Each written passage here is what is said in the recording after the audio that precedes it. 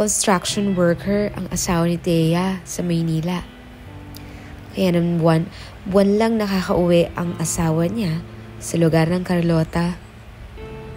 Hindi naman yun batid ni Tessa dahil abala siya sa kanyang anak na ngayon ay mag-grade 1 pa lamang.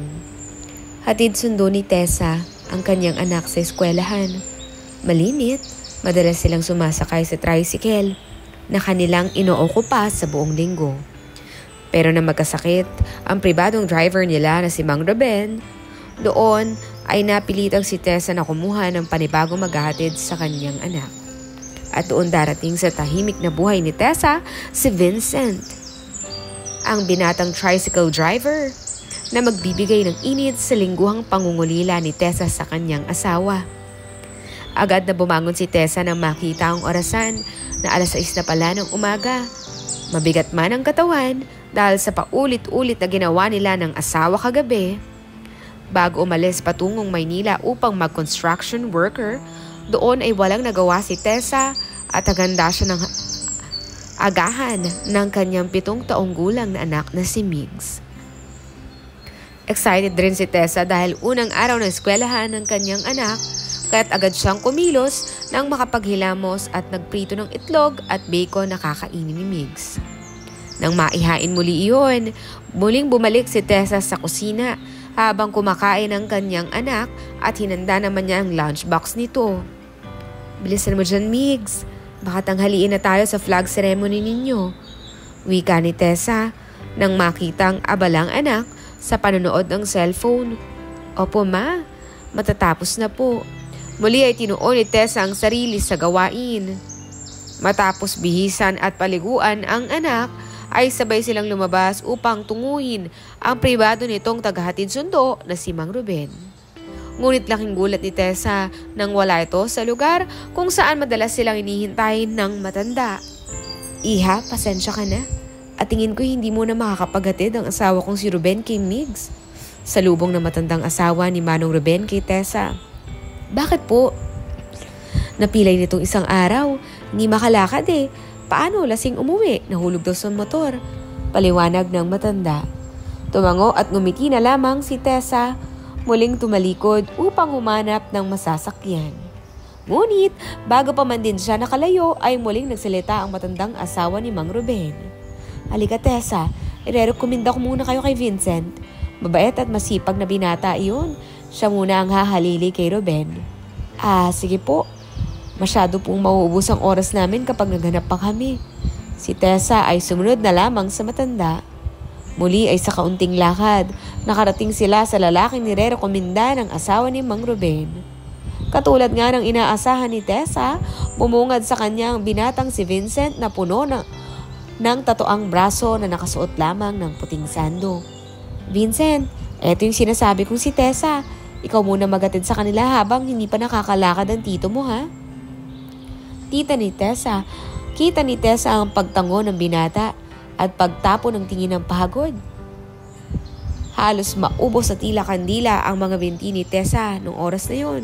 Siya man din ay hindi makapagpigil na hangaan ang binata maliban sa naging kataksilan niyon sa kanyang asawa.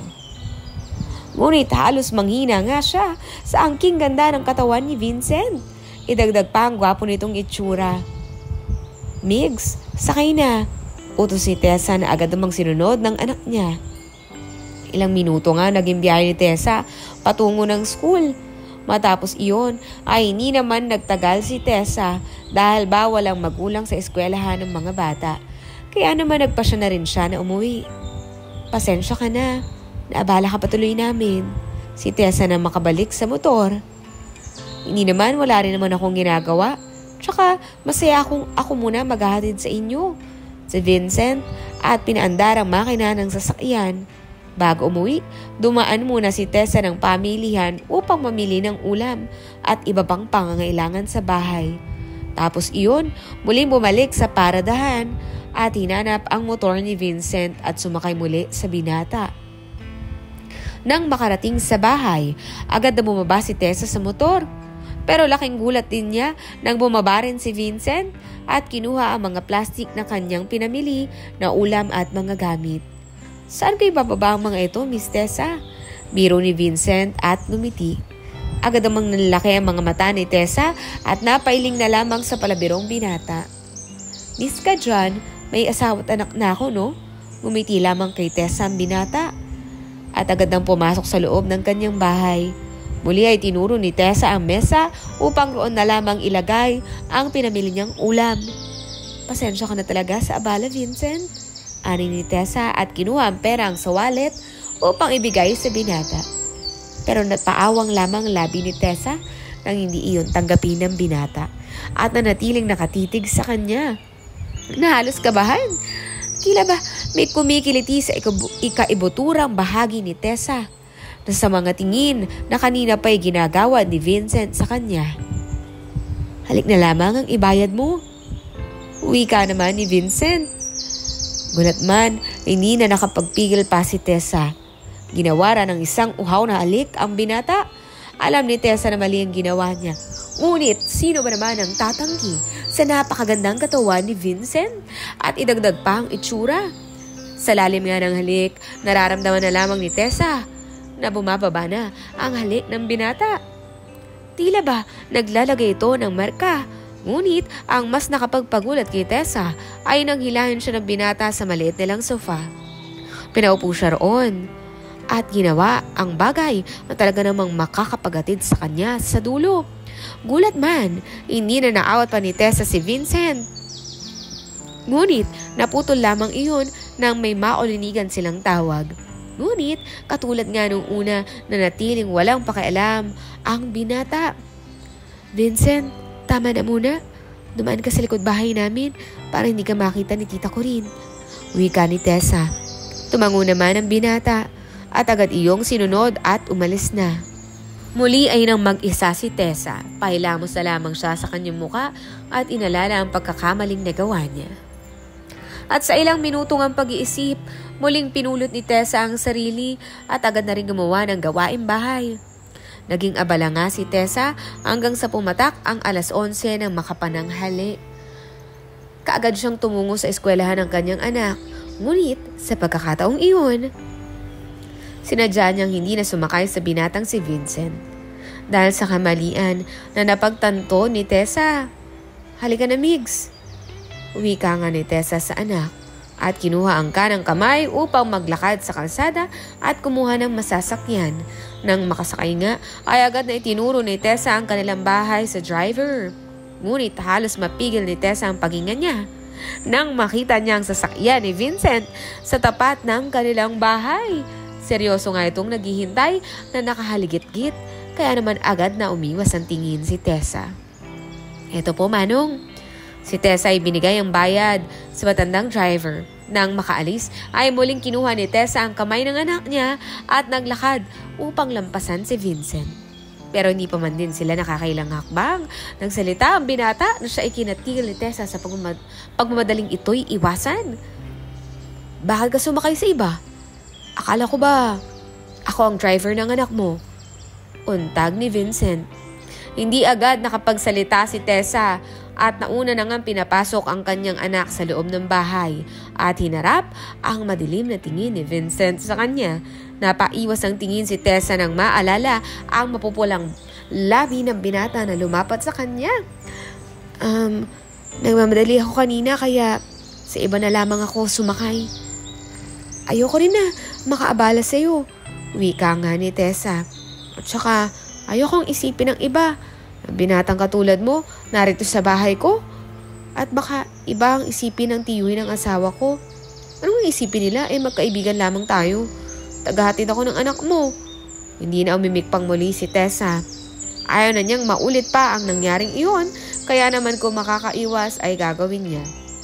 Ngunit, nang hilahin siya muli ni Vincent sa likod ng malaking puno at gawaran ng halik, doon ay halos manghina na naman ang mga tuhod niya dahil sa kaba at takot na baka may makahuli sa kanya. Narito ang anak ko. Si Tessa nang matapos gawaran ng halik. Ihatid ko muna pagkatapos niyang kumain. Tapos, babalik ako rito. Wika nga ni Vincent na namumungay ang mga mata na nakatingin sa mga mata ni Tessa. Sa huli ay tumango si Tessa sa sobrang sabik at muling bumalik sa loob ng bahay. upang pakainin ng anak na si Migs na nakaupo na sa sala na tila kanina pa nga siya hinihintay. Sinandok ni Tessa ang kanin at ang gulay at isda na niluto para sa anak. Habang ang kumakain, tinanong ni Tessa ang grade 1 na anak sa mga ginawa nito sa school at kung ano-ano pang ang bagay upang malibang at kumain ito. Muli ay nang pumatak ang alas 12 ng tanghali ay muling binihisan at naghanda ng pagkain si Tessa sa merienda na malimig sa tanghalian. Umaga't hapon ang pasok ng anak ni Tessa kaya naman lagi siyang abala sa buong linggo. Nang matapos nga ang paghahanda, naulinigan ni Tessa ang cellphone niyang tumutunog at nang kunin niya iyon ay ang mahal na asawa ang tumatawag. "Kumain na ba kayo, mahal?" Tanong ng asawa ni Tessa sa kabilang linya. Hindi agad nakapagsalita si Tessa nang makita ang pagod na itsura ng asawa. Hindi kagwapuhan ng asawa niyang si Pablo, ngunit mabait naman ito at mapagmahal na asawa. Samantalang si Tessa naman, taliwas sa asawa. Maganda ang itsura ni Tessa at may magandang hubog ng katawan. Na halos sa lahat sa baryo ng Carlota noon ay hinahangaan ang angkin niyang kagandahan. Nakala pa naman ng mga magulang niya ay ginayuman niya si Pablo noong mabuntis siya nito at maging asawa. Pero sa kabila nga ng lahat ng iyon, totoong mahal niya ang kanyang asawa at hindi iyon mababago ng mga sabi-sabi sa paligid. Nang matapos nga ang tawag sa asawa, agad na ring tumayo si Tessa at tinawag ang anak na si Migs. Katulad nga ng inaasahan niya, paglabas lamang nila ay naroon na rin si Vincent na tila kanina pa sila hinihintay. "Sakay na, anak," wika ni Tessa na napatingin sa binata. "Hindi po kayo sasama, mama?" Tanong ng anak ni Tessa na si Migs. Bahagya namang ngumiti si Tessa at hinaplos ang buhok ng anak bago napatingin kay Vincent na siya'y pinagmamasdan lamang. "Hindi na muna, anak. Si Tito Vincent muna ang maghahatid sa iyo pabalik sa school, okay?" Nang ngumiti ang anak ni Tessa ay agad niya na rin itong pinasakay sa motor kasama si Vincent. Muli nang maiwan mag-isa, agad naligo si Tessa. Sinabo ng mabuti ang katawan. Naulinigan pa nga ni Tessa na tumatawag ang kanyang asawa. Ngunit hindi na nga niya ito sinagot pang muli dahil ang isip ni Tessa na maaari naman niyang tawagan si Pablo anumang oras. Nang matapos niyang maligo, agad na nagbihis si Tessa ng isang duster at nagsuot ng pangloob. Matapos nga noon ay naglagay pa si Tessa ng matamis na pabango. Imbis na sa asawa niya nga lang si Pablo ginagamit, ngayon ay gagamitin niya rin kay Vincent upang mas lalo itong mabanguhan sa kanya. At sa ilang minuto nga ang paghihintay sa binata, doon ay naulinigan muli ni Tessa ang pagdating ng motor ng binata. At katulad nga ng sinabi ni Tessa, ay sa likod dumaan si Vincent upang makapasok sa loob ng kanilang bahay. Sa sobrang sabik sa bawat isa, ay agad na hinagka ni Tessa ang binata. Alam ni Tessa na wala pang nobya si Vincent at asawa, kaya naman hindi siya natatakot na isang araw, bigla na lamang may sumugod sa kanya. Naramdaman nga ni Tessa ang kamay ng binata na humawak sa kanyang bewang. "Ang ganda-ganda mo talaga, Tessa," bulong nga ni Vincent. Nang maiupo muli si Tessa sa maliit na sofa at muli ay may balak na namang gawin ang bagay na iyon. "Noon pa man, gustong-gusto na kita. Sayang lamang at naunahan ako sa iyo ni Pablo." Hindi naman na nagsalita si Tessa. At pinakatitigan na lang ang mata ni Vincent. Nakuha naman agad ni Vincent ang nais ni Tessa at sinimulan naman niyang gawin ang bagay na iyon dito. Ganun pa rin at patuloy si Tessa sa pagdating sa dulo. Ngunit maya-maya lamang may kumatok na naman sa pintuan, ang anak niyang si Migs. Gulat man sa bigla ang pagdating ay kaagad na bumalik sa wisyo si Tessa upang tumayo. Mabilis na mabilis niyang inayos ang sarili at ganoon din naman si Vincent. Kita rin ni Tessa ang pagkabigla sa binata. Kaya naman sa huling pagkakataon ay bago sila naghiwalay, ay gumawad pa nga si Vincent ng isang halik bago lumabas sa likod. "Bakit ka bumalik, anak?" tanong ni Tessa sa anak. Nainit na naghihintay sa labas ng bahay. Kasi po nakalimutan ko yung baon ko, ma." Halos mapahawak naman si Tessa sa sariling noo. Nang maalala niyang sa kamamadali niya, nakalimutan niyang bigyan ng baon ng anak niya dahil wala na nga rin si Vincent. At nang mahirapan na makuha ng masasakyan, kaya naman hindi na nakapasok si Migs at hindi na rin sila nakapagkita ng binata. At sa lumipas pa nga na araw, walang ginawa si Tessa kung hindi ang ihatid sundo ang anak niya. Hindi na nga rin nakabalik si Vincent sa bahay upang ihatid sundo si Migs na labis namang ipinagtataka ni Tessa. Anak, si Pablo na makauwi sa bahay makalipas ang 1 linggo. Papa, napangisi na lamang si Tessa nang masayang-masayang niyakap ni Pablo ang anak nila. Matapos nga noon ay siya namang nilapitan upang yakapin sa bewang. Namiss kita, mahal. Si Pablo na nakayakap. Umiling lamang si Tessa at napangiti sa asawa. Nang magabi at nagapunan ay agad ni Tessa na inasikaso ang kusina upang maghugas ng plato habang si Pablo naman ay pinatulog na ang anak nila. Matapos nga ang paghuhugas, naligo naman si Tessa at si Pablo ng sabay. Katulad ng madalas na nangyayari sa kanilang asawa, ay nagawa nila ang bagay na iyon. Talaga namang parehas na uhaw ng mga sandaling iyon. Hindi sila tumigil hanggat walang napapagod. Pero kasabay nga noon ay hindi maiwasan ni Tessa na hindi maisip si Vincent dahil nga ilang araw na nga magtungo ito sa kanila ay hindi na nga ito nagpakita pang muli sa kanya. May problema ba, mahal ko? Tanong naman ni Pablo habang abala sa ginagawa nito. Wala naman, may naisip lang ako. Si Tessa tumarap kay Pablo upang gawaran ng halik. Naging masaya ang buong magdamag na pinagsaluhan ni Tessa at ang kanyang asawa. Nang mag-umaga naman, nagtungo sila ng park upang ilibot ang kanilang anak na si Migs upang makapasyal na rin. Matapos nga iyon ay nagtungo sila sa simbahan upang magsimba. Nang makauwi ay nagpasya si Tessa na magtungo ng palengke para bumili ng isisigang na baboy na request ng kanyang asawang si Pablo. Dahil tulog ang mag-ama niya, nagpasya si Tessa na siya na lamang magtungo sa palengke. Pero sa paglabas ni Tessa sa kanilang bakuran upang kumuha ng masasakyan, doon na nagulat na lamang siya nang makita si Vincent na halos 5 araw nang hindi nagpapakita sa kanya. Agad na umiwas ang tingin si Tessa at naglakad upang lampasan si Vincent. Pero hindi pa naman nakakalayo, hinarang na siya nito. Dito ka na sumakay. Wala namang masasakyan dyan sa kanto, wika ni Vincent. Ayaw naman ni Tessa na makipagtalo kaya't sumakay na rin siya sa loob ng motor. Muli ay naging tahimik ang biyahe. Pero habang ang tumatagal, nagulat na lamang si Tessa nang sa ibang direksyon ni Vincent tinala ang tricycle. Nais pa nga ni Tessa na magtanong sa binata. Ngunit nang makarating sila sa liblib na lugar na mayroong maliit na bahay, doon ay agad siyang hinagka ni Vincent at inihiga sa maliit na sofa. Na-miss kita, Tessa, wika ni Vincent sa pagitan ng mga halik na ginagawa nito. Ako rin. Sabik na sabik akong makita ka. Si Tessa at pumikit ng mariin nang tumambad sa kanya ang maganda at punong-puno na tattoo na katawan ni Vincent.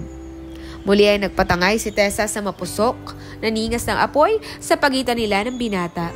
Wala siyang naging pakialam sa pagkakataong iyon. Kung hinahanap ba naman siya ng asawa, dahil ang totoo niyan ay kung papipiliin siya ay ang binatang si Vincent ang kanyang pipiliin. At dito na po nagtatapos ang ating kwento ibinahagi sa ating programa. Hanggang sa muli!